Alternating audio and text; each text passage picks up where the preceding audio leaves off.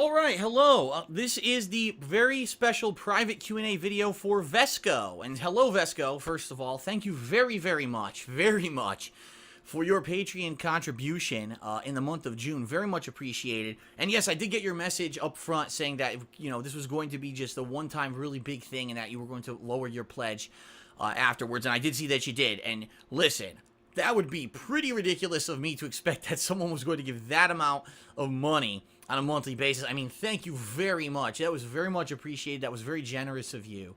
And I hope that my answer to your questions for this Q&A video are sufficient to make up for the contribution that you made to my Patreon.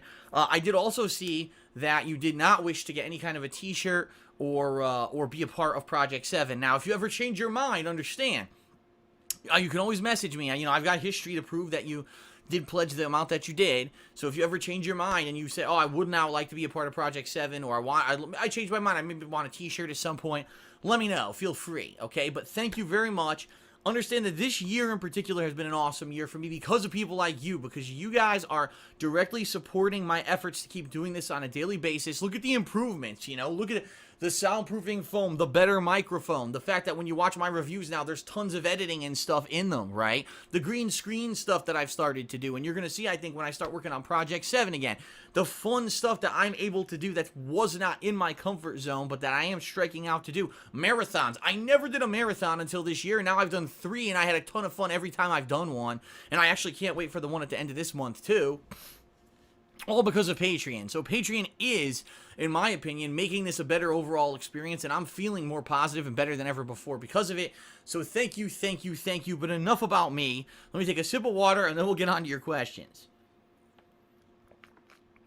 Alright. So I did see this. Your first question here, alright, is that you're asking me about my technical setup. And you're actually asking me for, like, a screenshot of a text file or whatever of my setup. I really don't have a hell of a lot to show you. I'll explain to you exactly how it works right here, alright? Game console. Whatever console it may be is HDMI. That's the cable, the video cable that comes out of the back. Goes into an HDMI splitter that I own. It's generic. It's one that I bought at, like, Best Buy, a local electronics store. So it's not anything fancy. It's nothing. It's just El Cheapo. It's like, I think it was $60 when I bought it, okay? The HDMI splitter, one cable goes to my TV, and that's how I play my games. I see it on my TV. The other cable goes to my capture device, which I'll talk about in a moment. For my audio, Astro A40 headphones. I've owned them for over 2 years now. They go into this Astro mix amp that came with the Astro A40. I can't hold it up that way. Oh, there we go. The Astro A40 mix amp right here, okay? This goes to the back of your game console. This is actually the audio cable that comes out of the back of your game console, and it goes into the mixer, okay? So, very straightforward there for audio for how I hear it. And then that HDMI cable comes out of the splitter to my capture device. My capture device is the AverMedia Extreme Cap U3. I've used this for over a year now. I started using it in the summer of last year, and I've used it for a solid year now. It's really good. 1080p quality, 60 frames per second.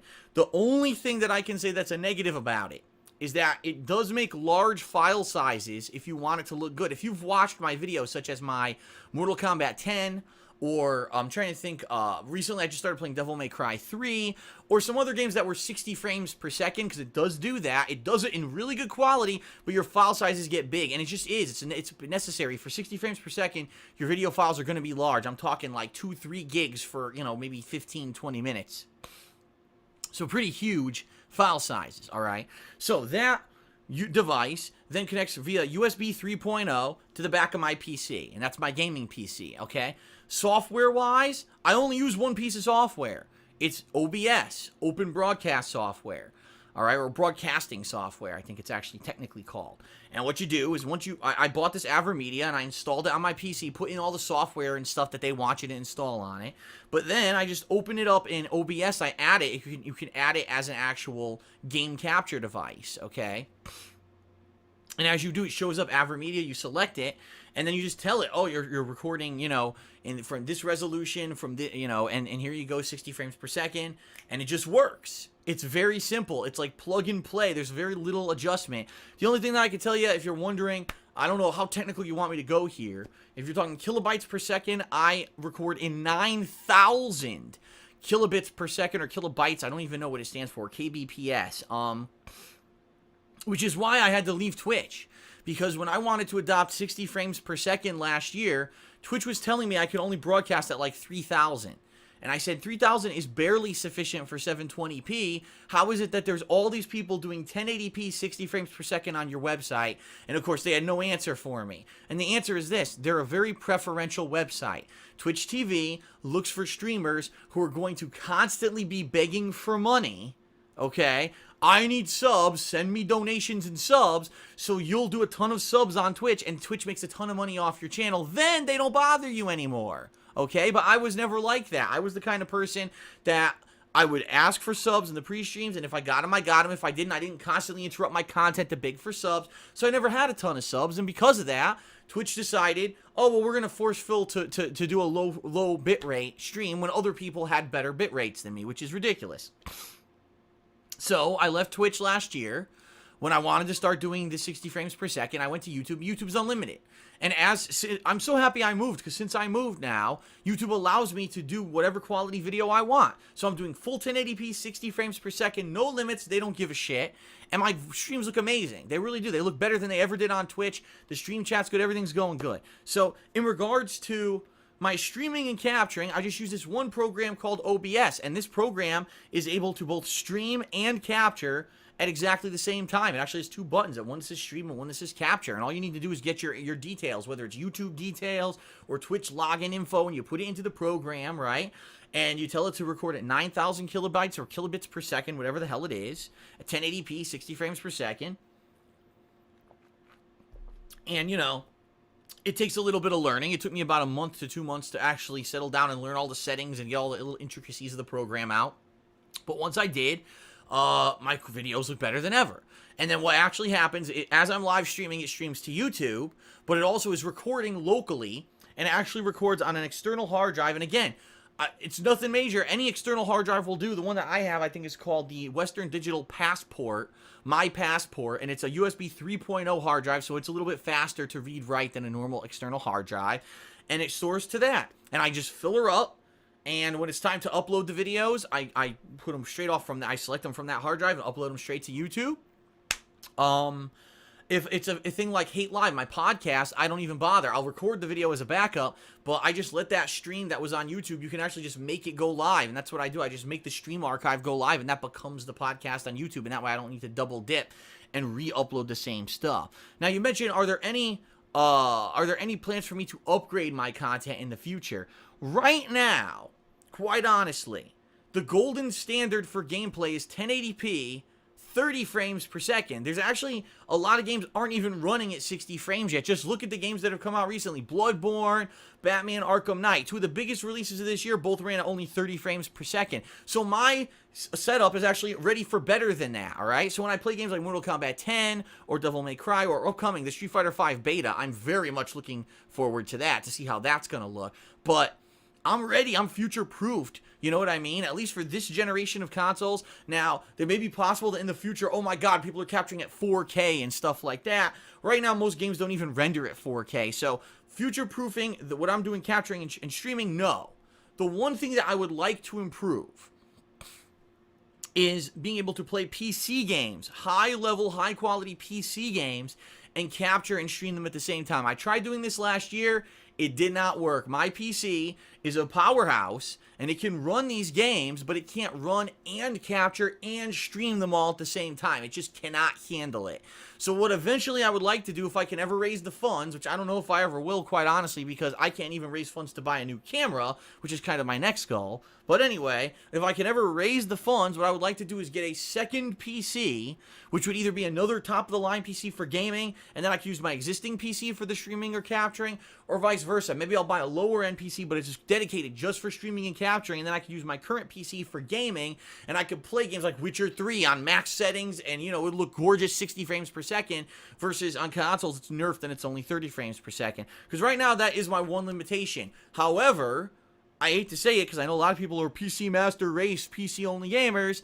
not many games are optimized for PC anymore. A lot of people don't want to realize that or admit it, but take a look at a game like Batman Arkham Knight that was ported to PC poorly, or a few other games that came out recently that were ported to PC poorly, or games that aren't even out for PC, right? Bloodborne, how good is that on PS4? It's not on anything else, so, you know what I mean? Like, I don't think I'm really missing out so much on not having a top-of-the-line gaming PC and playing stuff on PC, with a few small exceptions here or there. For the most part, the games that I've played have been fine on console. I don't really think I'm missing out too much. So, future-proofing, in the future, I mean future-proofing. In the future, I may look to upgrade and get another PC dedicated for streaming or whatever, but for right now, I think I'm good when it comes to everything, at least for several years, until, say, the next resolution leap or whatever, okay? Your second question.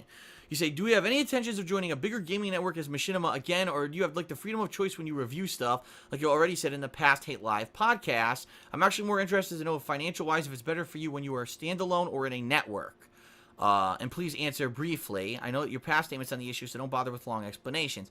Listen, I am with Machinima. I don't know if you realize this. I'm still with Machinima. I never left Machinima.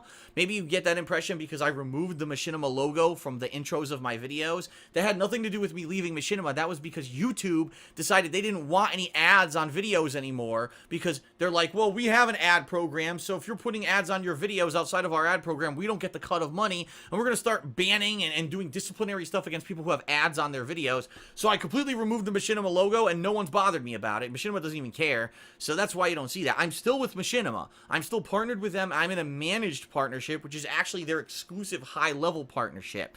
You're saying, what is the benefit of being with a partnership or being standalone? It's very simple.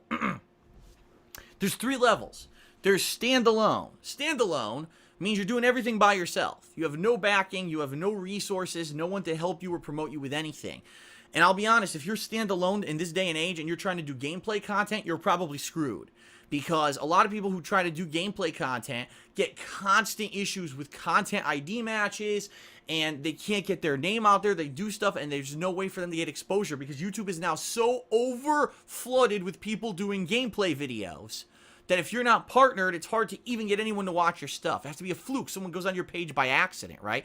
Me, I'm the exception. I started so long ago that I was one of the few people that was constantly putting out gameplay videos, and somehow people randomly was searching on YouTube, back when the search engine worked on YouTube, which doesn't anymore, and they were searching for games. They would find my videos, watch them. Wow, this guy's doing a full playthrough, and I got viewership off of that, and I kind of got lucky in regard that I know people know to come watch my content versus people who have tried in the past couple of years to get channels to take off and they don't. If you get partnered with a network, they can help you with that. They can say, listen, we'll promote you on our channel page, we'll put you into, like, for example, Machinima has an app where it'll rotate people's content through an app, and some days you'll be the featured person on an app, right? So you'll get some additional exposure that day, which is nice. I know I've been featured on the app several times, like 2 or 3 times since they actually launched the app. But in addition, if you're in a managed partnership like I am, it basically means that you're protected. It means that their network vouches for you. So for me, I don't have to worry about copyright strikes. I don't have to worry about that stupid content ID match shit where Nintendo or another company tries to claim my video and say that they own it. No, I don't worry about any of that. I could play any game I want. I could do playthrough of it, a review of it, whatever. And because Machinima has vouched for me and they're a big company, I don't get that issue. And that's why I'm with Machinima, all right? Of course, there's a third reason I'm with Machinima. Because a lot of people have said to me, Phil, why are you still with Machinima? You've been with them since 2011, and there's all these other networks that have popped up since then. A lot of people say these networks are so much better, right? They'll promote you and they pay a lot of money and blah, blah, blah, blah, blah. I don't care what everyone says because I've looked into other networks, and I've never found anyone who's offered me better than what I have with Machinima, because I have one of their legacy contracts, which means I have a very old contract from back in 2010, 2011, when they were playing flat rates. They were paying everyone a flat rate of money per video views. Now, since then, it's proven that that contract isn't very viable because video views don't equate to ad revenue. Sometimes the views can be high or low, and ad revenue will go crazy. And so sometimes Machinima actually pays me more money than what I'm making on ads. Sometimes they pay me less. It all depends. But I'm on a flat rate, so no matter what, I know what I'm going to make based off of my video view performance, versus everyone else on YouTube right now is getting a cut of ad revenue. So chances are, even if I have less views than everyone else, I'm getting paid more per view than everyone else because I'm in one of these old contracts. I'd be pretty crazy to leave that contract right now with the amount of money I'm pulling in, especially when I look at ad revenue and I'm like, some months I'm making more money than what ad revenue is pulling in. Why would I go with another company that's going to pay me a fraction of that revenue when I'm making more with Machinima? I'd be insanely bonkers to leave Machinima. But again, anyone who's trying to get into a partnership, you're probably not going to get a managed partnership right out of the gate, and you're probably certainly not going to get a flat rate contract like I have. That's why my situation is much different than most people today who are looking to get sponsorship or a managed or a partnership with anyone like that. The real benefits of having a partnership are exposure, and if they will protect you from things like content ID match or copyright strikes. Bottom line is you could open up your own AdSense account and put out your own content and put your own ads on stuff and make money too, but you know, having a corporation with your back, it feels a little bit better. Like you have someone there to rely on. If you have issues with copyright, you have someone to talk to, right? Versus good luck getting shit just resolved with YouTube on your own, because YouTube is the worst system on the planet. No humans to ever talk to. It's so automated. It's nice to at least have someone to work with them on your behalf. All right. Your third and final question, let me read. This is, have I thought of doing co-op playthroughs with pledgees or pledgers of my channel? Like a lottery with a single monthly or weekly winner, or all of them. I'm watching your co-op with Leanna and watch some of your older videos with John Rambo. You're the kind of guys which have an opinion and can discuss on air a lot of stuff, so it's a great idea to get in touch with viewers, like when I did Mortal Kombat 10 versus viewers. I know your position in co-oping with other big YouTubers, and I personally don't like them anyways. Listen, the bottom line isn't that I wouldn't co-op with big YouTubers, it's like, what would we contribute? When you look at other big YouTubers, right, am I really like any of them? Look at their content versus mine. A lot of theirs highly stylized, highly edited, you know what I mean? They're live streaming, but every 5 minutes they gotta do a shout out to someone who fucking donated or did a sub on Twitch or whatever. I'm not like that. I'm here to play a game, do a legitimate playthrough. Not gonna be the best player on the planet, but I'm still here to have fun and tough it out, and we have a good time together. Who does that? You know what I mean? Who would I co-op with? And so you say, would I consider doing it with the viewers? See, I would, but here's the problem. Unfortunately, and I hate to say this, a few problems. Number one, you mentioned the Mortal Kombat 10 set of gameplay that I did with viewers. It was a nice idea. You're right. There's a problem, though. I found out that there's actually programs you can use to resolve someone's IP address through those lobbies. As stupid as that sounds, like I'm playing a game on PlayStation 4, I'm joining a random room, and because I'm in the room, someone can search and find my IP address. Apparently they exist. And it's not just, it's games like Mortal Kombat, Call of Duty, these open lobby systems that people can do it. Now, people might have used that to get my IP. I don't know. I have no idea if people use that or not. So, unfortunately, I hate to say it, but that kind of open lobby system I may not be able to do in the future, as silly as that sounds. Now, you say, well, what about doing like a lottery with people, right? Why don't I do a lottery and then maybe choose a couple people that I could do maybe co-op or something? Good idea. The problem is, undoubtedly, right, there's people who are donating like $1 a month to my Patreon who are trolls. And I hate to say it, but it's happened before. Just look, people, Sons of Kojima, until recently, were doing that. And finally, I found a way to kick them out so they can't do it. And they don't get a shout out in my videos for a special thank you because you gave me $1 this month, as silly as it is. I'm absolutely sure there's probably a few people who are giving me a couple bucks a month on Patreon, just so if I do something like that, they can ruin it. And I hate to say it, but that's the reason I had originally planned on doing things such as releasing videos to patrons first. This was one of my ideas when I was going to launch Patreon early this year. There are plenty of YouTubers out there, they'll do a special video review of a game, they'll do a special video in a series, and they will release it to the patrons early by a day or two, and then it goes public to everyone else. I can't do that because I've had my detractors say we will donate $1 just so we can hide and pretend like we're a fan of Phil's, and then get that link to that advance and give it out to everyone. So that way people won't donate to Phil anymore to get that advanced access, because everyone will have advanced access anyway. And it's silly. I hate the fact that because these miserable fucking people are following me and stalking me and basically trying to make it miserable for me, that I can't do things that other people who use Patreon do. Your idea is a great one.